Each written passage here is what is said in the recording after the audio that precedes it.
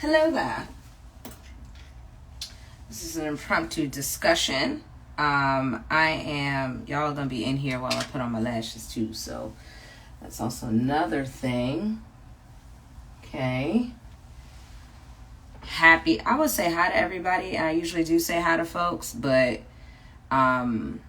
you're propped up on. All right, I'm gonna say hi. Hey y'all. Good morning. Hello. Good afternoon. Good day. Hello. Okay, yeah. I'm trying to be more organic and like jump into the conversations. But honestly, most of my best ideas come on before I put my eyebrows on, y'all. So y'all just, y'all want the heat. Y'all just gonna have to deal with something's gonna have to give. Everything costs. Okay. So essentially today's conversation is around the good old, overstaying your welcome at work, which I think is a feeling more so than it is, an actual timeline or deadline. But I think it's arbitrary just because every company has their own different models, right? Sometimes there are certain companies that work a little bit faster, and then you're able to achieve a lot more up until you kind of hit a cap. Then there are other companies that literally take forever to do everything to the point where you feel like it's been year 4, 5, 6, and you haven't necessarily accomplished all the things that you wanted to accomplish. However, you know that it's about that time. So what I want to give y'all is maybe about 3 tips, 2 to 3 tips that I believe are very good indicators if you are overstaying your welcome at your current job, or at any career. They'll probably resonate. Let me give y'all some context in terms of if you're new here. As I typically do lives, when my spirit moves me, I know as a content creator, I should have a very clear schedule. Work with me. To know me is to love me. Okay. But if you're new here, my name is Bianca Jeanty. I am an executive coach that obviously puts her lashes on Instagram Live, and keynote speaker. And essentially, I have been in this space for up to about 6-7 years. Background in corporate sales for over 10 years. And essentially, my philosophy on everything is master the backdoor job hunt, and if you want to switch careers. I've done it 4 times over, where I've been in public health, went to fashion, went to beauty, went to media, went to tech, and I've been using the same job hunting strategy for the last 10 years. No, I have not went through the front door, i.e. applications, where they ask me what high school I've went to. First of all, I'm grown, and are you going to call my school principal about it? You're not. So why are you asking me about it? Okay. So I find ways to avoid having to do that unless absolutely necessary. And that means generating a number of advocates over onto my side of the job hunting process, where they support me, get me through some of the hardest interviews by giving me the game and telling me what they actually care about, which makes interviewing about 10 times easier to clear and give you the negotiation leverage that you want, because you are now competitive even if you have a different background. I do not believe that you need to take whatever it is that you need to get just because you did not have a traditional background. Most innovation comes from people that have different backgrounds. So anyway, while you're here, signs that you're overstaying, you're welcome. So, the spirit's coming through me. So here's what I want to say. I want to give y'all a story about some good, some bad, and it'll kind of give you the context. So I remember there was a point in time where I was ready to look at new career. I was actually actively hunting. And I didn't know that I was actually using the back door, but I was just working with whatever works up until I came up into this point. I had been approached by the SVP of North American Sales for insert whatever big name tech company. I don't know how they found me, but they found you, girl. Okay. And so he invited me. He's like, hey, I would love to, grab breakfast with you, talk with you about your career, what you're looking to do next, etc. We're looking to build out our sales team. I was like, okay, let's talk about it. And so we had a conversation.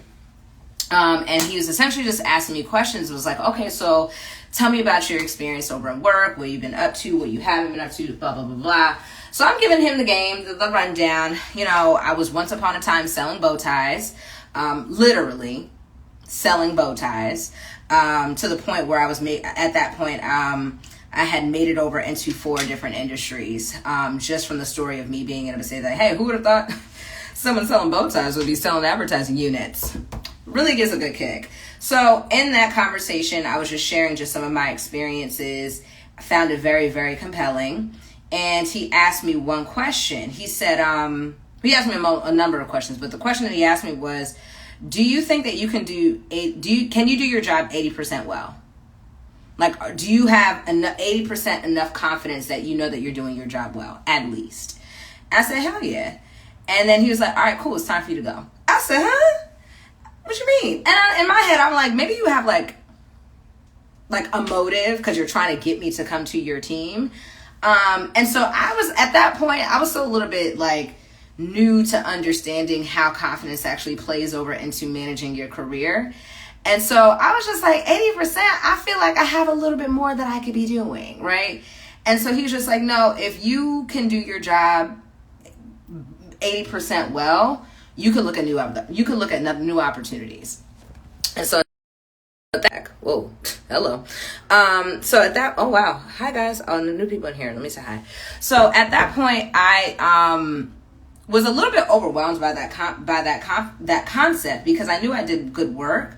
I just wasn't really sure about how it translated over into different industries. And so I was like, I'm ready, but like, am I really ready? I don't know. And so he, essentially was just like, the other 20% is a matter of getting to perfection more so than it is about getting to progress.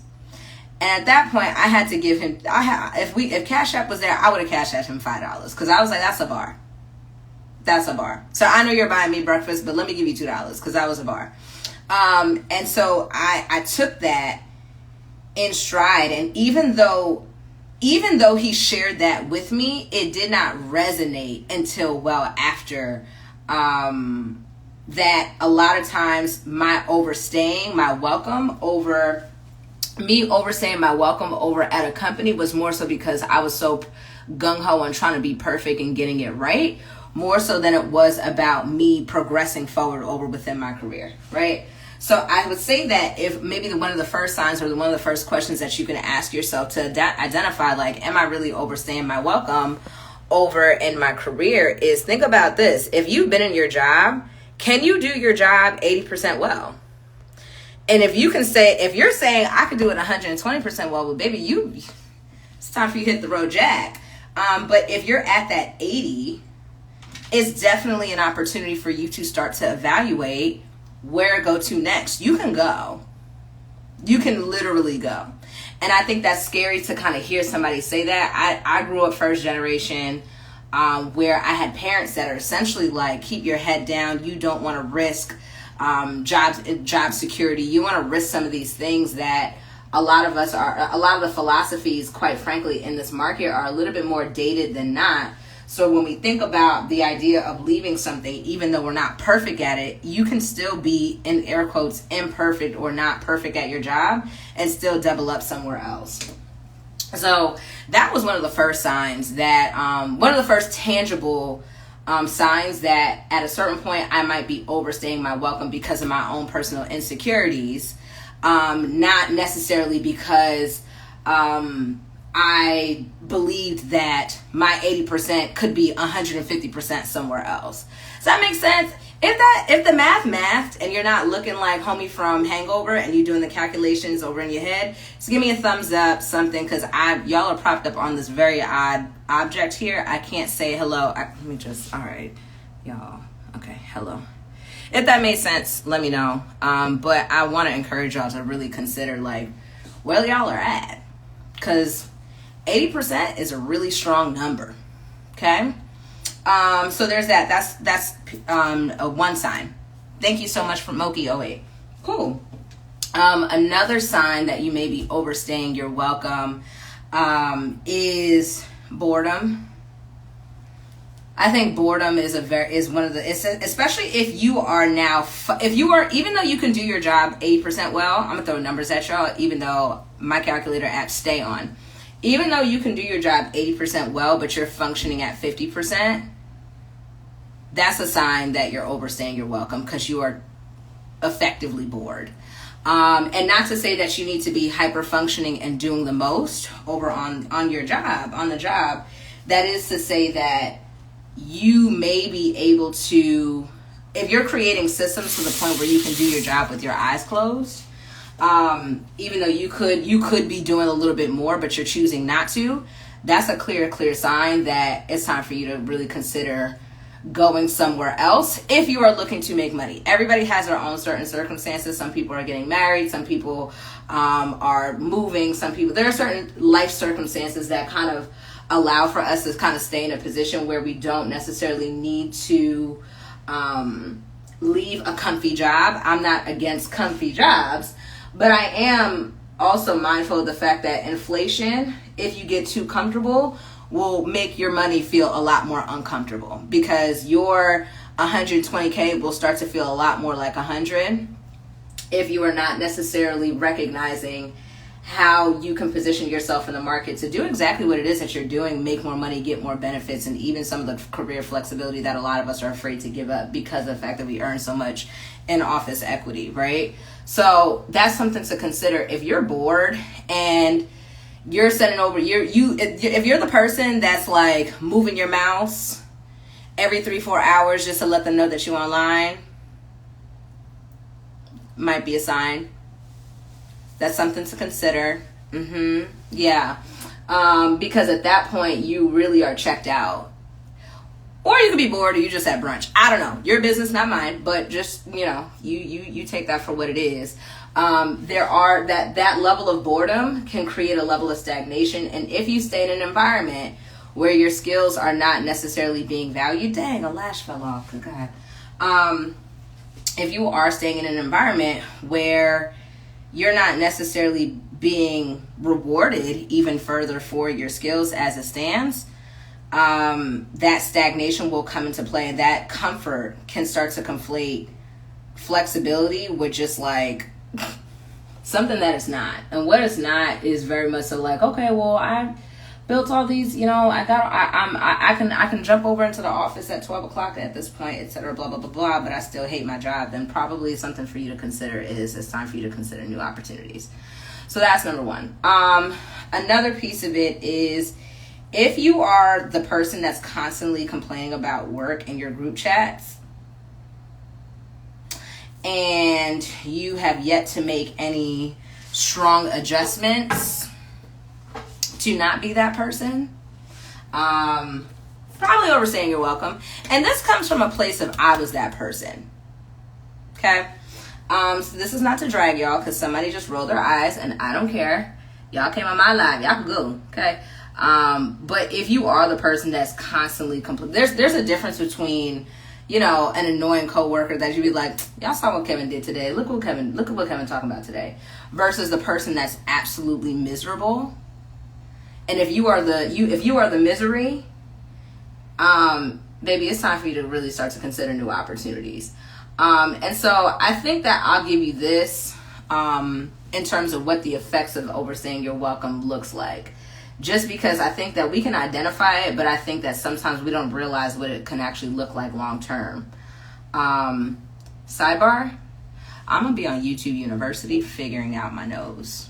When I get it together, it's over for you hoes, okay? Overstaying your welcome, and I think I probably said this ad nauseum, is like it impacts your confidence, but this is what it looks like. When you overstay your welcome at a company, especially when you know their systems inside and out, and that's basically what you have prided your confidence on, you go out over into the marketplace and start to interview and start to talk about, and you can only talk about the systems over at that company. You don't feel comfortable being able to figure out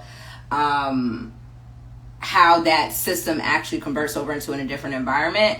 Is going to show up in you feeling like, okay, well, maybe I need to stay here a little bit longer, because when I'm interviewing and I'm communicating and I'm trying to articulate all these great things that I'm doing over at my company, it's not hitting. So maybe I need to stay at this company, get more experience, and try again later.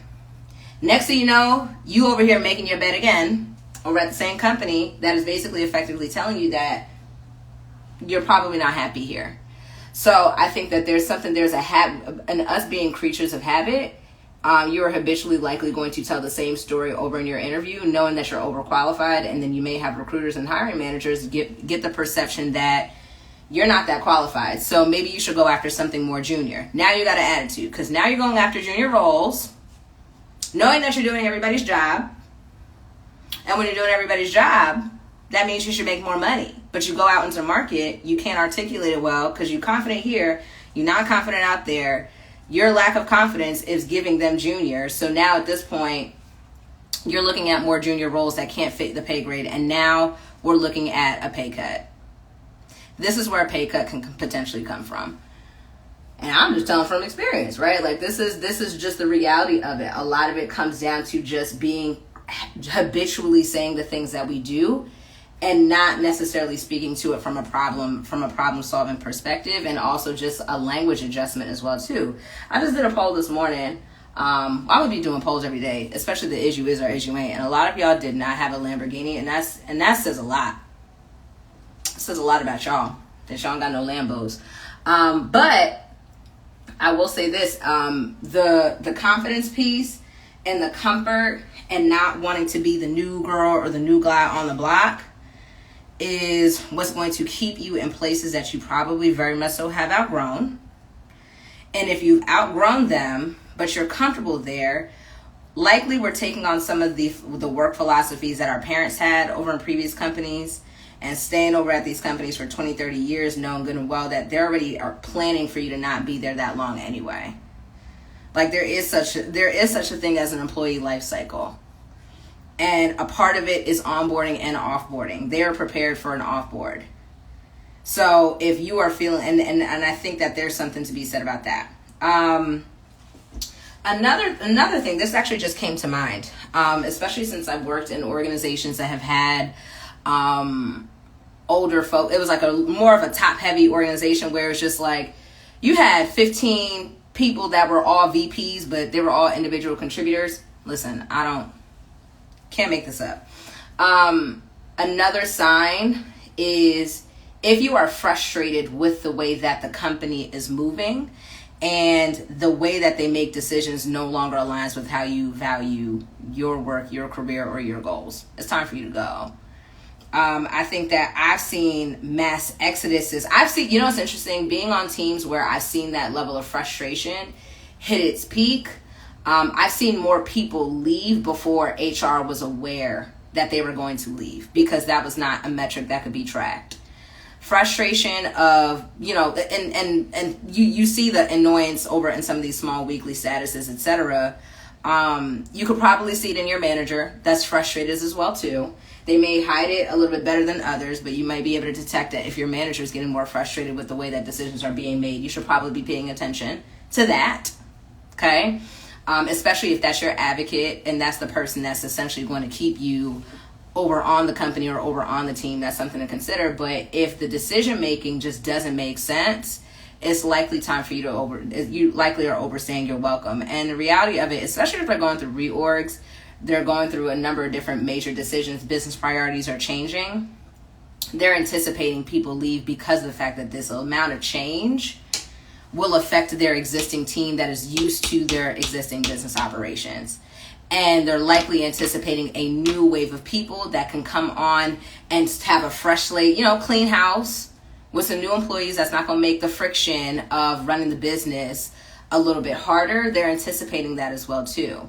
So don't feel bad if you are seeing that, okay, like the way that they're moving, I'm not really getting down with it and I'm ready to leave. They're probably anticipating that as well too. They may not say it, but that's the truth. That's just the God honest truth.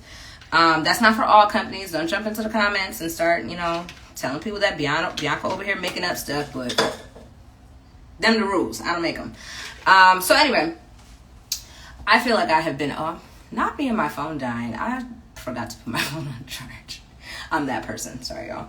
But anyway, I wanted to share those things with y'all because I know that there's a good how to avoid being in those situations while job hunting. Good question. I'll answer that, Hilda. But there are a good number of people that are considering career switches. and they're in a chokehold from their previous company. And in a chokehold for a number of different reasons, right? They're in a chokehold because they're comfortable. They're in a chokehold because, and they may be actually just, very much so addicted to complaining about their company as well, too. Especially in particular if, you may have accidentally conflated your identity with your job. So you complaining about it actually is just a part of who you are at this point. It's a temperament more so than it is anything else. A lot of us overstay our welcomes over at companies. Or we're getting future faked over into promotions, or we think that, okay, well, let me stick this out. Let me get my bonus. Let me get this. Okay, they said that, in the next 3-4 months, I'll be able to get this going. Next thing you know, 3-4 months rolls around the line. You haven't started hunting. You haven't started putting yourself in positions, and you got the I eat ass face because they didn't follow through on their goals, or they didn't follow through on their, in air quotes, promises. So there's a number of different reasons for that. I'll give you this as a note to take with yourself if you are very adamant about staying at your company. And I'll speak to the people that are not, okay? If you are adamant about staying at your company, even though you have identified that that you're overstaying your welcome, because of a promotion, let's say, for example, go on the hunt anyway. And here's why. You want to go on the hunt anyway because when you are actively, if you have already set the tone as to what it is that you need in order for you to stay at this company, and it's months on end, you have a couple months to start to talk, to engage the market. And then by the time you actually follow up over on that conversation to see where they're at, they may not have necessarily fulfilled their promise. But you know what's going to make them fulfill their promise? Another offer. Listen, and it's just all right, cool. Well, since y'all playing around, this company isn't, and I would love to stay here. What can we do to match? This is, again, if you are adamant about staying at your company. If you're not, get on. Just get on. But if you are, I'll tell you this. Leverage is being able to walk away. And that's the one thing I think I've learned consistently time over and over again is being able to walk away from something that does not serve you, even though you're comfortable with it. But they'll respect you. And that's what that comes down to. Now, on the flip side of this, if you are very much so at the point where you're ready to make a career pivot, you've tried to do all the things, you've come up with your own personal strategy that isn't necessarily hitting, from getting interviews, from figuring out what it is that you want to do, how to generate that leverage, how to feel confident interviewing. This is a matter of me offering my opportunity to work with me. So DM me Majors, the Majors group coaching program. The applications are actually closing on the 23rd, so that is on Thursday. And I want to be able to see if I can help you. And so that interview process looks like this. You DM me, we have a quick conversation. And then we have a quick conversation. I'll invite you over to apply I'll invite you to apply through the application process. We'll schedule your interview where you'll do a mock interview and a consultation with me. And if it makes sense, I'll extend an invitation to work with you. If not, you will meet me back over on the lives, again, consistently. But I want to make sure that y'all know that y'all have resources to get y'all out of that. But I only really want to work with people that are actually about that action and not the double dutching on their potential, because I actually can't help those people do those things. But if you're ready to make that move, DM me Majors and we can talk more, because we got teachers over here interviewing at Uber. So there's that. Let me read these comments. Scrolling up. Hey, y'all. How to avoid being in those situations while job hunting. Hilda, can you repeat? I don't remember what I just said. Can you repeat what the context of the question was again? Okay. Any suggestions concerning working in a nonprofit with manufacturing stress without the staff, which causes one to wear multiple hats? Suggestions on how to, not me looking like somebody auntie like this. Suggestions concerning working in a nonprofit with manufacturing stress without the staff, which causes you to wear multiple hats. I guess I can only give suggestions on what the goal is. So what is the goal for you and what is the goal for the company? If the goal is for you, are you looking for advice on what you should do? You know what works best for you. If there is stress and you're not necessarily getting paid for it, listen, honestly, I'm not gonna lie to you. Most of my advice is gonna say leave that job. Without any context, it's always gonna be F that job and leave. That's just me, and that's very irresponsible advice, but without all the other pieces of that, which would require a consult, and I'm going to direct you over into interviewing over for the majors to see if this is something that you actually really want to do. My advice is that sounds like a very terrible situation. That sounds like a terrible situation. I would be like, girl, leave. Get up and go. Okay, what's the question here? What if you don't have a job lined up? Should you just quit anyway? Hey guys, y'all are asking me life questions here, and I'm gonna mirror you. Okay, y'all gonna look back at yourselves. Okay, it's not gonna be me. Y'all gonna look back at yourselves. I'm not in your pockets. I don't have your coin. Okay, I don't have your coin. I don't have your obligations or responsibilities. I am not going to give you, say, leave the job without something lined up. Have I seen people be successful in all of those situations? In either of those situations, absolutely. So I would say this. If your mental health and your physical health and your overall well-being is suffering because the opportunity that you're in is taking the literal life out of you, I would ask yourself, why are you staying? And if it's because of the bills, then I'm going to ask you, do you have other skills for you to get your bills paid? And if there is a yes, then you should probably explore those opportunities. If it's a no, listen, again, I am not, baby, I ain't in your pockets, because ain't nobody going to come over here and say, Bianca said this. Hold on there, Buster. Okay? That is not I. I can be held responsible or liable for life decisions without context. You know what's good for you. And then also, just to wrap up this conversation right here, in terms of overstaying your welcome, at some point we're going to have to just start to trust ourselves on what works for us. Right? Like, that question, and I appreciate you for even asking that, because that's a real question. Like, should I leave? Have I done it before? Yes. Have I done and left with a job? I've been in both situations, and I've had a situation where my pockets were not making sense, and I still left. I had a situation where my pockets absolutely made sense, and I still left.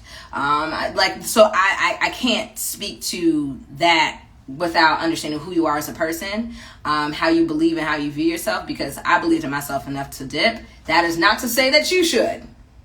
That is to say for you to start to do the work and figure out why is it that you're staying, if you truly feel that way. And so I would say a lot of the self-trust, and I think I talked about this, you know, when you do like quick content and reels, there's only but so much information that you can hit in a 60-second video, because, you know, our attention spans are basically poo-poo at this point. But I'll say this, like, the self-awareness piece, I really mean it when I say that.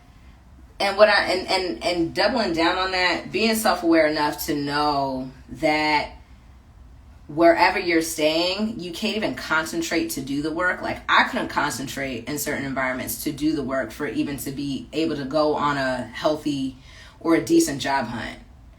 And so that is what prompted me to leave, right? Where I went on vacation, came back, and my body was physically, you know, shriveling up. I'm getting anxiety because of the fact that I hated opening up emails.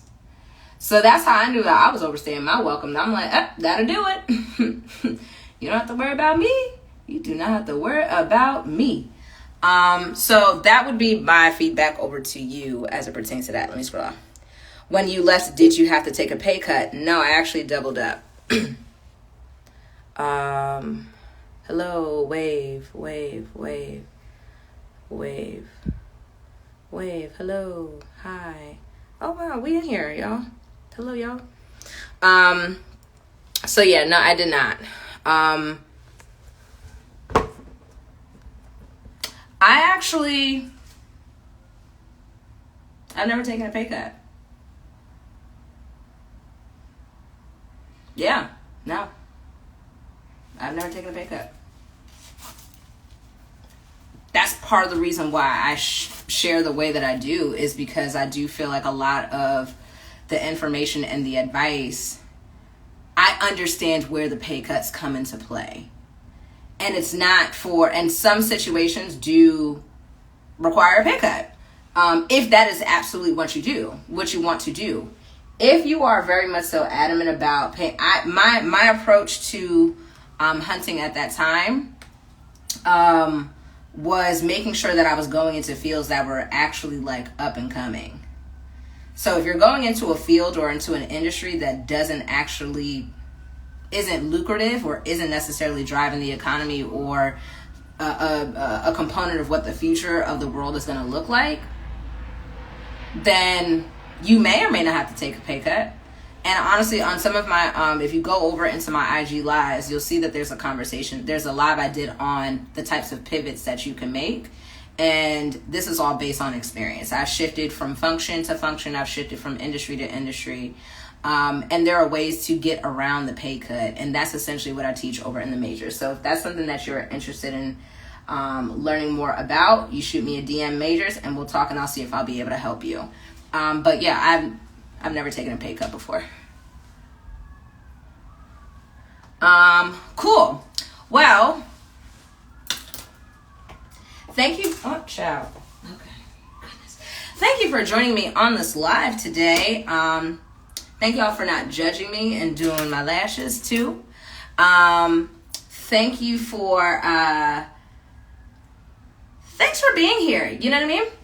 So if you have any questions, yes, there is an automated DM that's going to come over to you because I got questions on what you care about over within these lives. I base a live on a conversation that I did have with someone that I had via DM. So this is not, I'm not really like making up topics out of my head. It's really from y'all. So you DM me, let me know if the content is resonating. If you're looking for coaching, DM me majors. And also, can y'all vote on my poll? So when we leave here, if you could just jump over into my IG stories, vote on the poll, do that. Help me. Anyway, coming live from Los Angeles. And I will see y'all, I don't know, maybe tomorrow. I don't know. Okay. Bye, y'all.